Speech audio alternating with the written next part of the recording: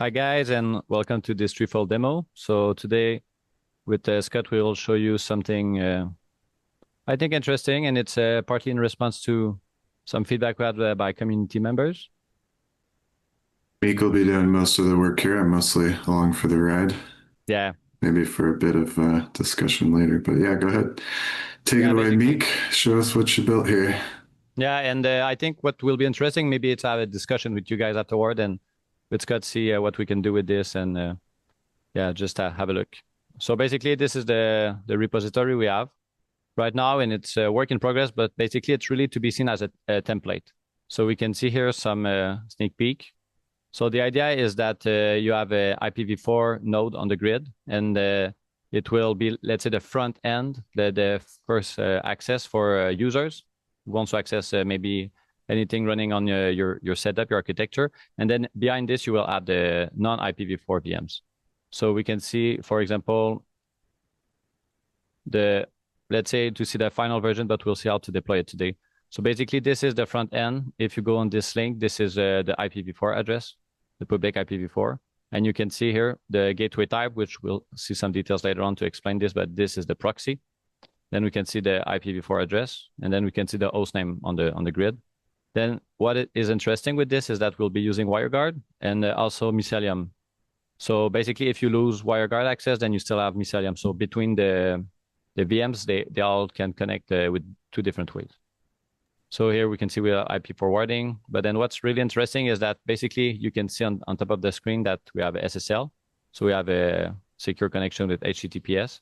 And then here on the right side of the screen, you can see this is the internal VMs. So this VM is not accessible, let's say, on the public internet by default. It doesn't have an IPv4 address, but it has the WireGuard address and also the Mycelium. So basically we reach from those two ways. But if you click on, let's say, this link, you can see the VM dashboard.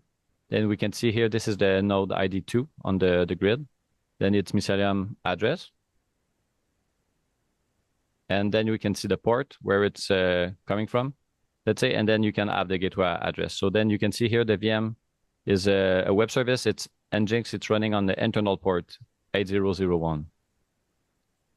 So you can see this is basically how we coded this. Now we have a 3VM, but it's basically how you want to set it up. So let's say you want to do more.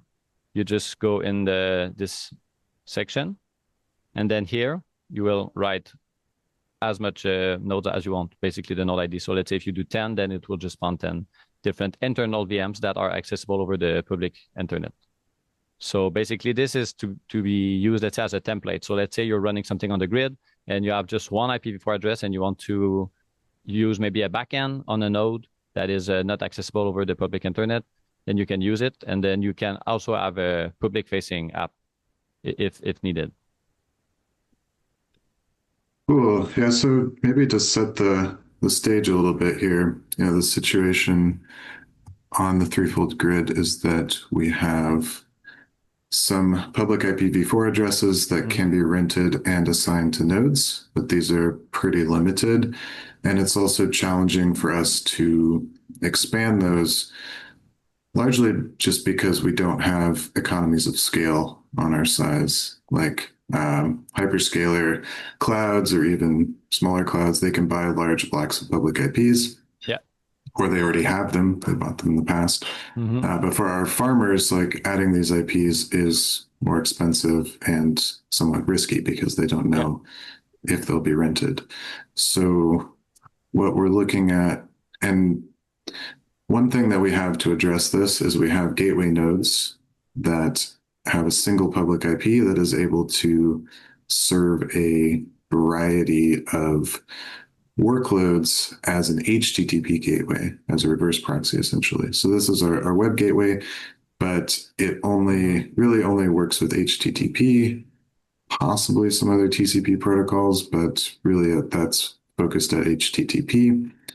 So what we're looking at here is how can we maybe take a single additional public IPv4, assign that to a VM, and then use that VM as a proxy for other protocols and other types of traffic, right?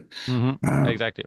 potentially including HTTP, but the things that I think are most interesting are other sorts of protocols, especially like streaming video for doing video conferences, right? Like this is a major one where that doesn't run over HTTP. You need it's some kind of UDP, I think, that's being used. And so here's a potential solution where we can use some kind of NAT or some kind of proxy. like IP tables rules even. Yeah, exactly. So for example, on this one, what we explore, let's say so far, it's the NAT gateway and then the proxy gateway. So we can see this, let's say, what is a NAT? It's like a network address translator. So it will forward the traffic directly by the port, whereas the proxy gateway, it acts like a smart traffic director that will handle on top of it the SSL, the load balancing. So let's say you want to have a different use case, it can be useful. So like as Scott was mentioning, basically it's by design, right? That maybe to have an overview of this is that we know the IPv4 are by design, they're less of it than IPv6, but it's not a technology that is ready yet. Well, it's completely ready, but it's not everyone that has it. So this is like a way to gap it from, let's say, if you have some application that are using IPv4, but you want to use your latest protocols that are maybe free and open source and they're running on IPv6, maybe WireGuard or maybe Mycelium. And then that's something you can do. So basically, we have way more addresses here. So the idea, as Scott said, we are limited on the IPv4 on the grid, but it's really, it's not just, let's say, a problem of the grid, but by design, the IPv4 are less numerous. So basically, what we do here is that we'll have a VM that is deployed with the IPv4 address, and that the other VMs in the background will be connected, and it's can be decided if you want to deploy it with WireGuard or with Mycelium. And you can basically have the two in the backend. They're always connected with either if you want, but you can access your VM gateway with IPv4, Mycelium, or WireGuard. So this we will see later, but maybe just to have a clear view, if we can just go over some basic graphics. So basically, this is the public internet, right? People will access from this, and then they will access your gateway VM, and then this will go over either Mycelium or WireGuard. You can decide one or the other or serve the two, and then it will access the internal VM. So of course, what we're showing there is that we're using basically NAT or reverse proxy. And this is something that you can decide in the deployment. But let's say for your use case, you would decide, okay, I need a NAT or a proxy for this. Then you just set it up and maybe clone the repo and or copy it and just make your small changes for your own application. Let's say it's Nextcloud or something else running on the grid.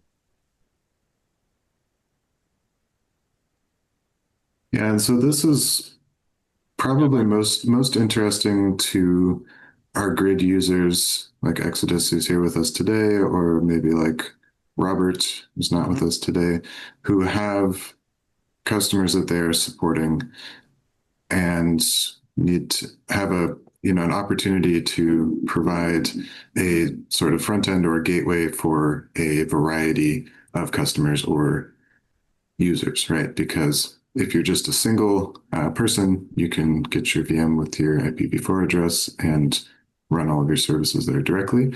But if you're someone that is representing a variety of customers or users, then this can be a nice solution to not need to rent as many IP addresses and be able to support a variety of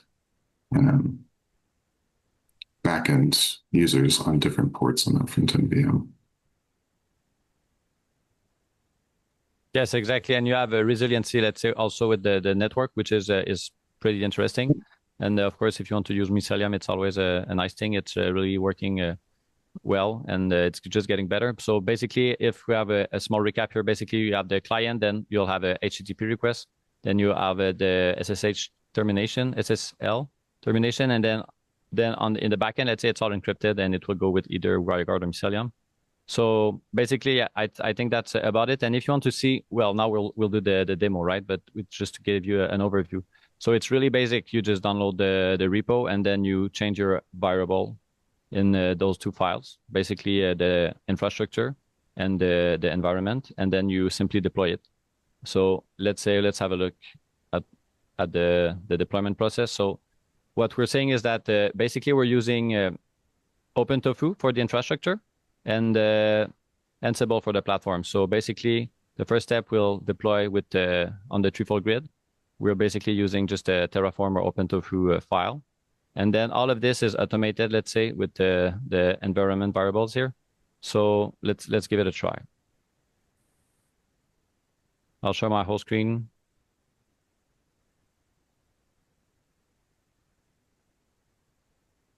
So let's say we come here, you want to just clone the repo. And then as we can see here, we start with just the dot example. So we want to make sure that we have the proper file. And then this is where you decide, okay, how do I want to connect with the gateway?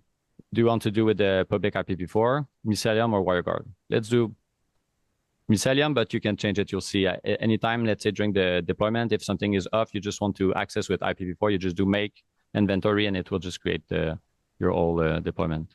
But it will change with, let's say, public IP Mycelium or WireGuard for the gateway. Then how do you want the node to talk to each other? Let's say, then we'll do, well, you can do WireGuard, but it's fun to show Mycelium.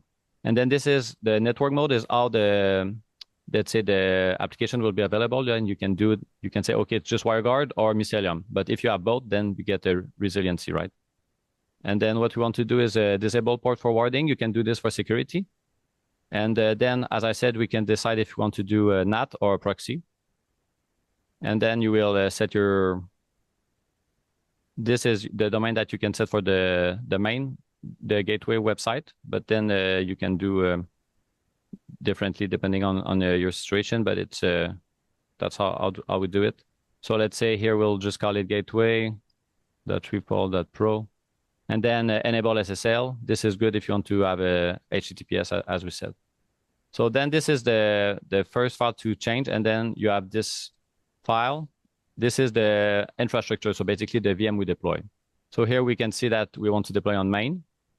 And then if you want to, you can just go on the dashboard and see which node.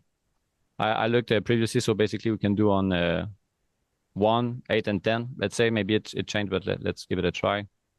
It should be, if you want to see this, maybe you've never been on the dashboard, you want to make sure you go to node finder, then free public IP. If you put the 2, then you don't have any, let's say, false positive. So here we can see node 1, and of course, also enough memory and storage. So 1, 8, 10, this is good.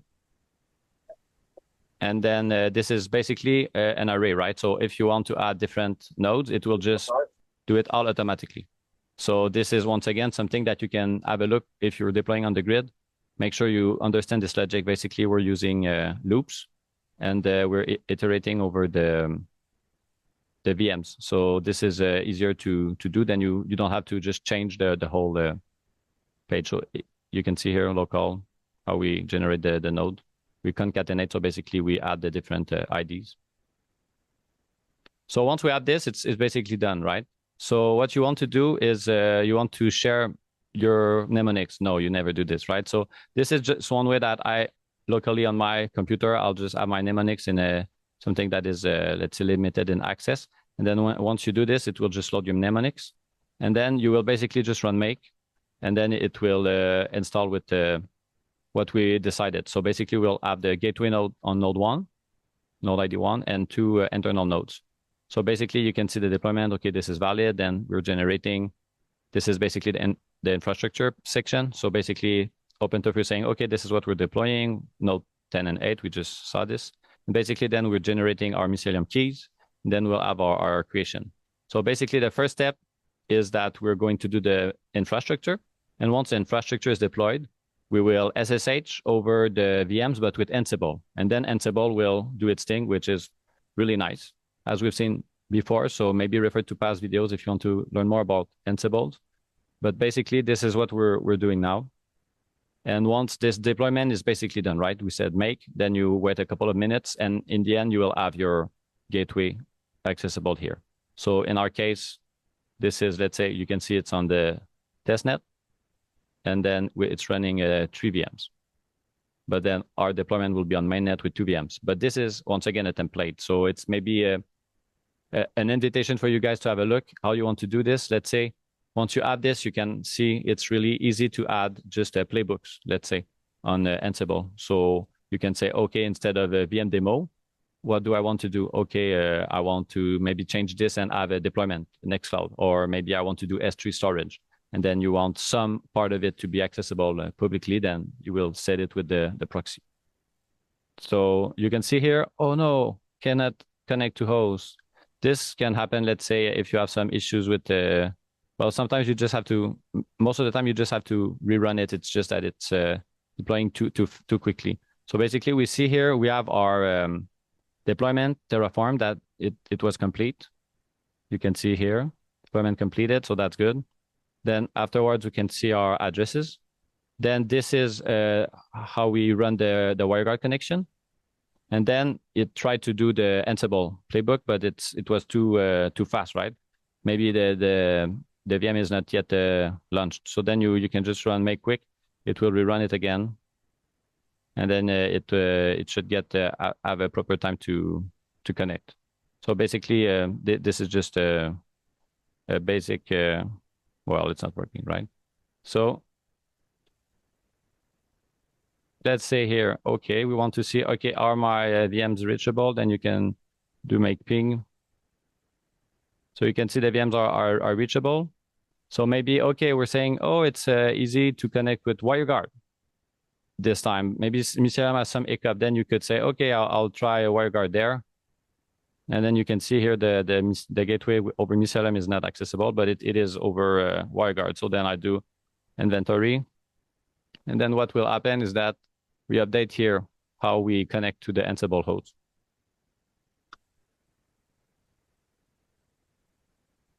And then we'll see it'll just, if we see that the SSH with the WireGuard was working, then it should be able to work with WireGuard. And it's actually, while I was deploying this, that sometimes, oh, there's a hiccup with the Mycelium. So you see here the gathering facts, then it means it's connected over SSH. So that's like a clear example of why we want the dual access. And it's not dual, it's triple, right? Because, oh, it doesn't work with WireGuard. Okay, I'll go with my public access. But then you see this will just load, and then this is done. When you have this, you have connection, then it will just deploy, and you will have this setup. So basically, I guess that's a clear use case of the situation, right? You want to have different ways maybe to connect with the grid. You're deploying stuff, then you're using, okay, it's cool with OpenTofu. It deploys automatically. Let's on the grid once you have your setup. Then Ansible, you can rerun it. Oh, something doesn't work. Then if you rerun the whole thing, you don't have to, it's not like a script maybe. Then you have a step that will take, again, forever because it just does the update. So let's say sometimes, okay, the update is already done on the VM. If you rerun the Ansible playbook, it won't do it for nothing, right? So this is a clear way, let's say, how to use the resources we have on the grid and deploy and be resilient. So what we've seen is basically we had the issue with the Mycelium for now. Maybe it's my computer. I know, for example, Scott, his Mycelium is more reliable, but maybe it's just my Linux. So, oh, I do a WireGuard, or there's an issue, I can go with IPV4. But then at the same level, let's say in the web gateway, if you have WireGuard and Mycelium, then you have more resiliency. So that's overall the demo, and it's really about exploring, and maybe I can we can have some discussion with you guys if you want to discuss. Personally, I would love to hear you guys on this, and especially maybe Scott has always some nice thing to add. So open discussion. Yeah, very cool, Mik. Thank you so much. And indeed, Mycelium is still an experimental technology, so there can be some hiccups there, but yeah, I've found lately it tends to be pretty reliable, but there can also be one-off things that happen when you deploy on the grid. So this might be a case where if we redeployed that VM, maybe that would come to life that way.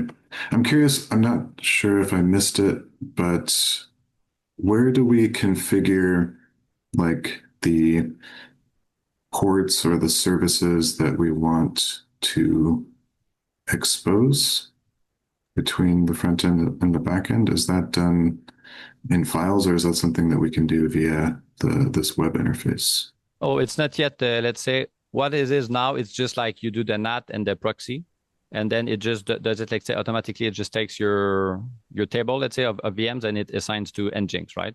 But then you can just change the playbook to what you want to do. So basically, it's really to serve as a template. And yes, we could have more, let's say, versatility. Let's say even on the user interface, you could have a dashboard, right? So click. So that might be interesting actually. I could show you maybe where this is happening, so how you can change it.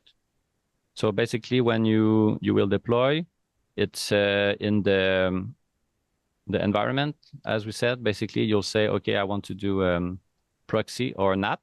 And if you, let's say, go with the proxy, then only those tasks will be done, the proxy task. And then you can see here we're running Nginx, and then we'll be setting some maybe a first nice one to check is this, right? Because then, as you say, you have more the IP table on this one. So you can see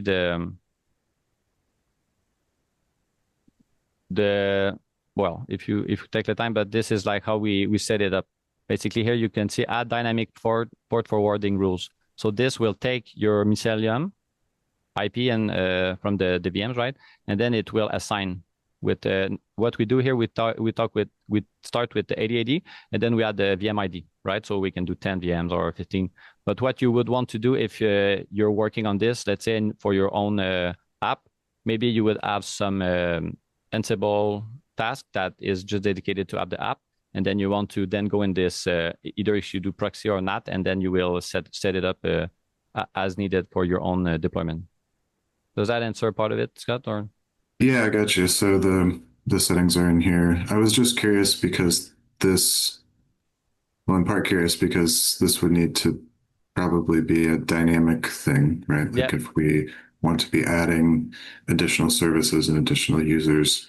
So Yes, I exactly. guess we could set this task up in such a way, right, that Yeah, of it's course. Yeah, you could be just a database that it reads, and then it just when you do make inventory, for example, or there's different ways, but basically you can really just adjust the deployment via Ansible. So basically it will just rerun it, and then there's a user, an additional user, it can just do it.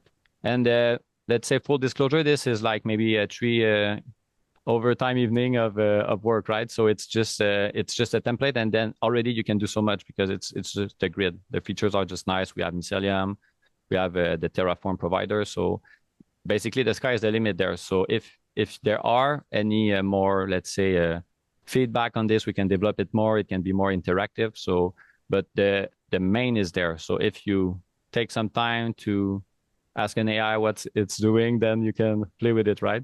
But really, it's really what I like about Ansible is that it's really clear.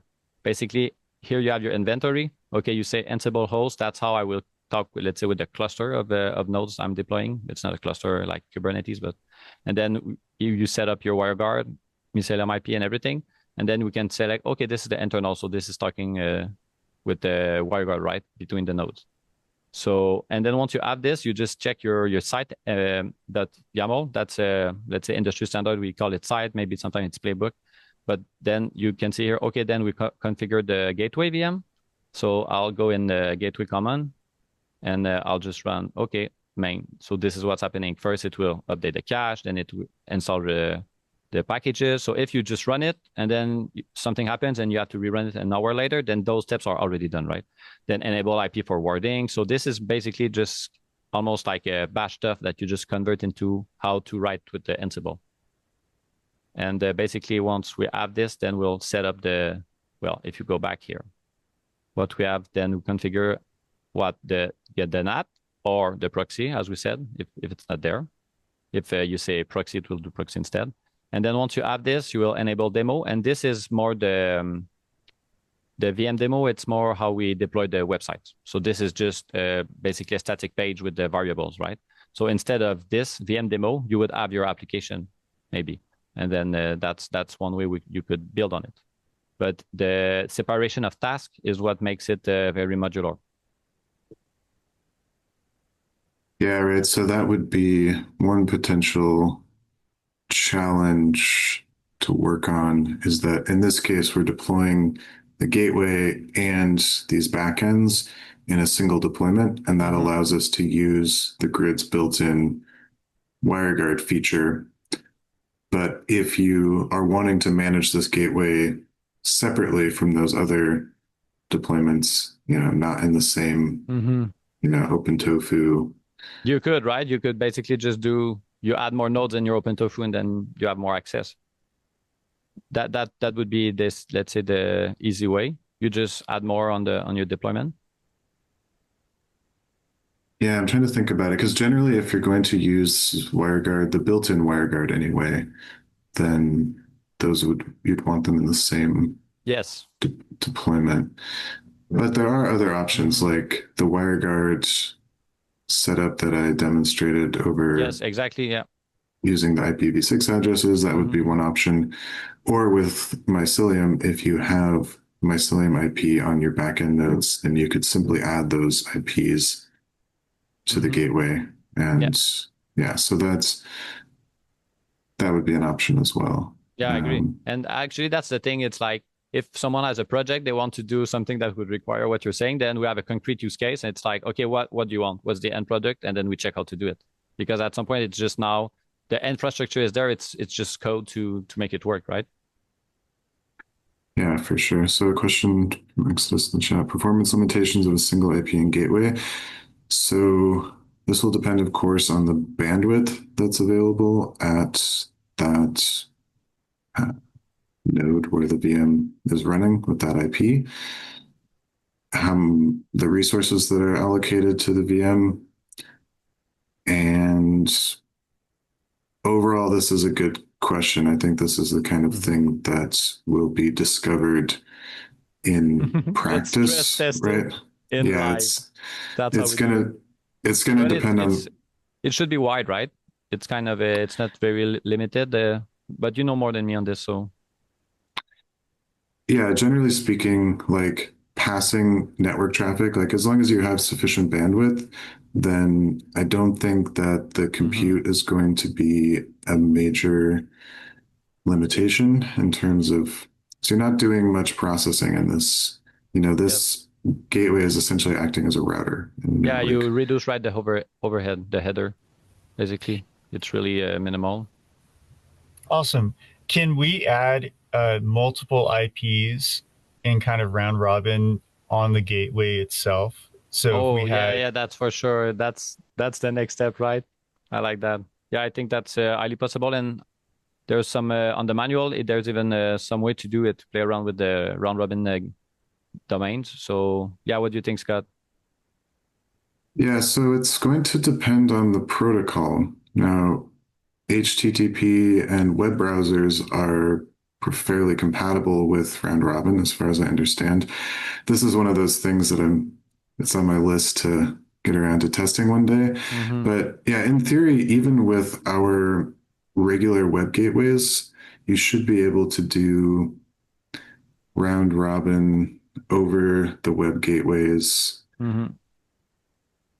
Yeah. Now, when it comes to something like WebRTC, that's going to be another question, because I don't think that that's generally how things are done, right? I think in that case, you typically need a single endpoint where you terminate.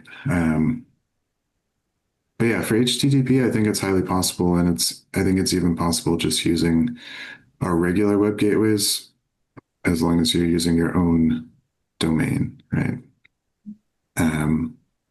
But that's something that we need to test, and there might be limitations there that we could overcome using this strategy that we're demonstrating here.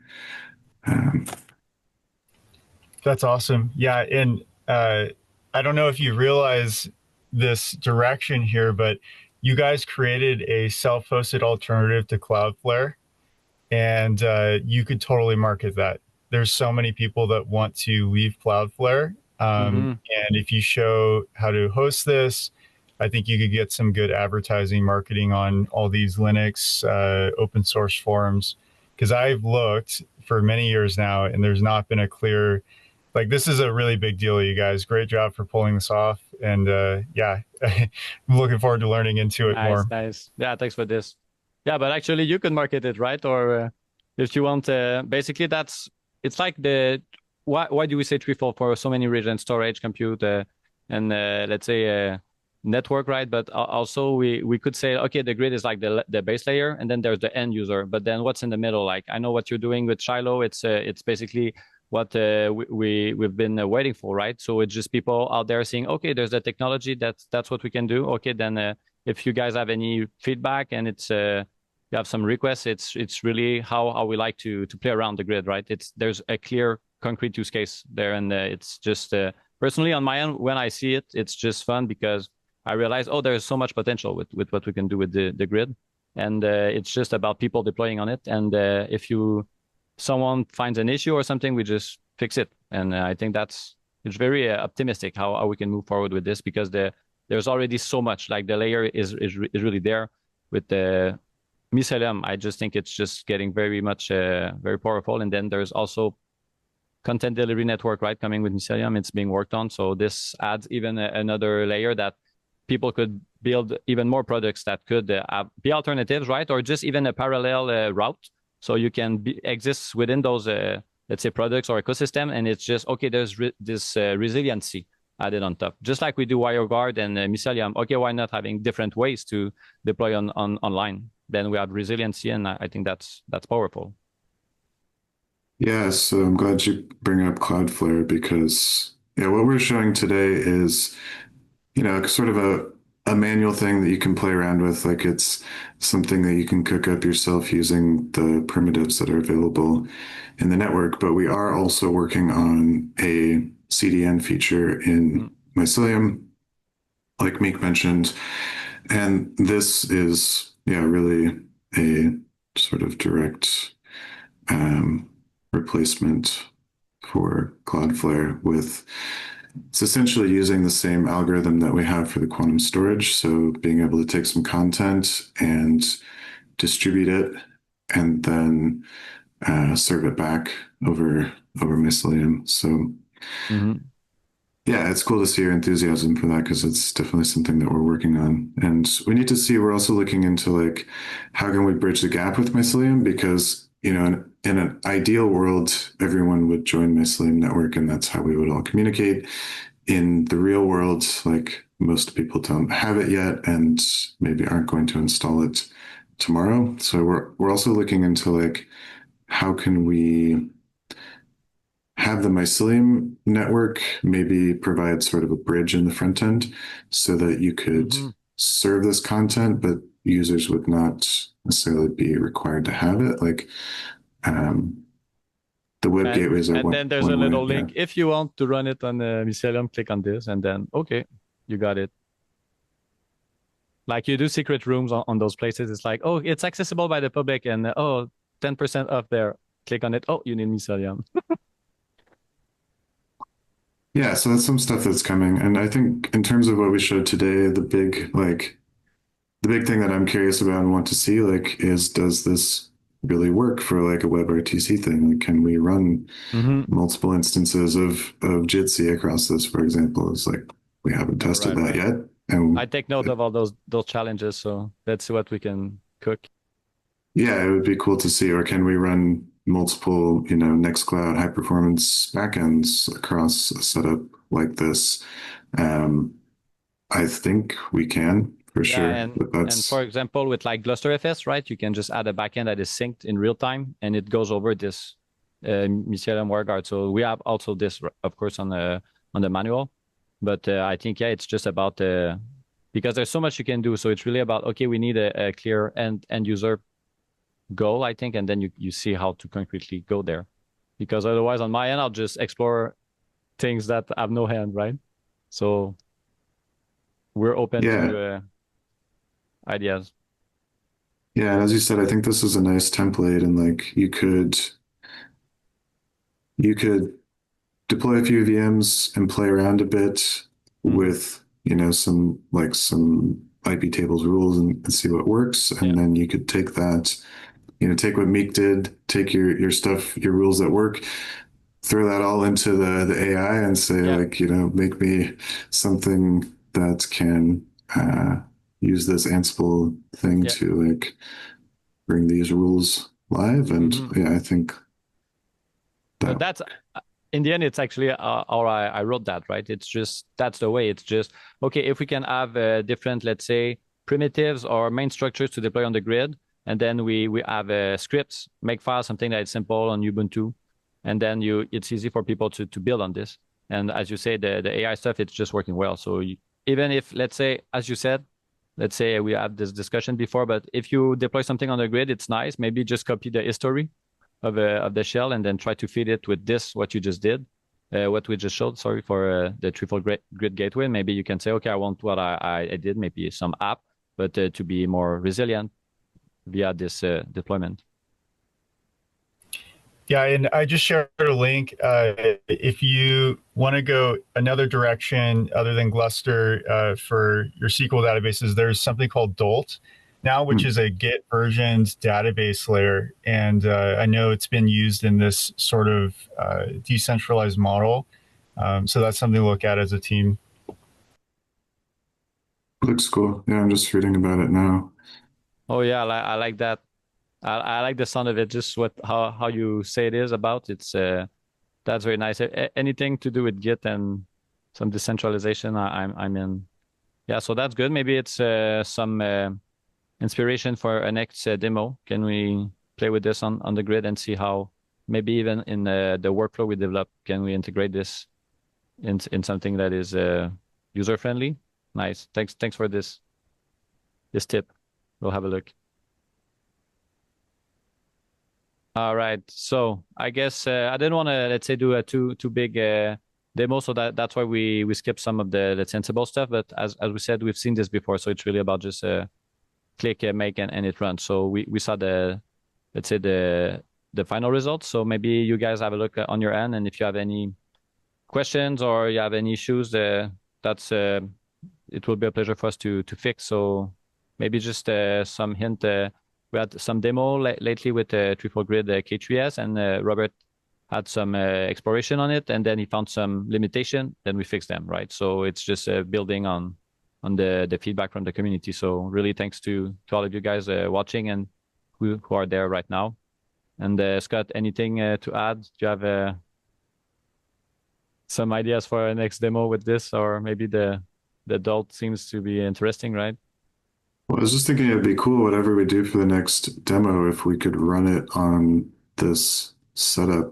Like we've been talking about going to Jitsi for the demos, if we could do it over the gateway like this, and then we'd find out in real time how the performance is. So that would be fun. Yeah, and then also like if we find any working arrangements, like this repo we could accept some PRs, pull requests, and make it sort of like it could be sort of a library of cookbooks, right, for hosting. That's a good point. There's a way to turn this into something like a compendium of a playbook. So maybe we check how to move it, maybe in a ThreeFold repo on our personal ThreeFold hosted Git, but I think it would be good on GitHub. So yeah, that's a good suggestion. Let's see how to build on this. All right. So thank you guys for being here, and we'll see you at the next demo. Yes, good to see you all. Thank you so much.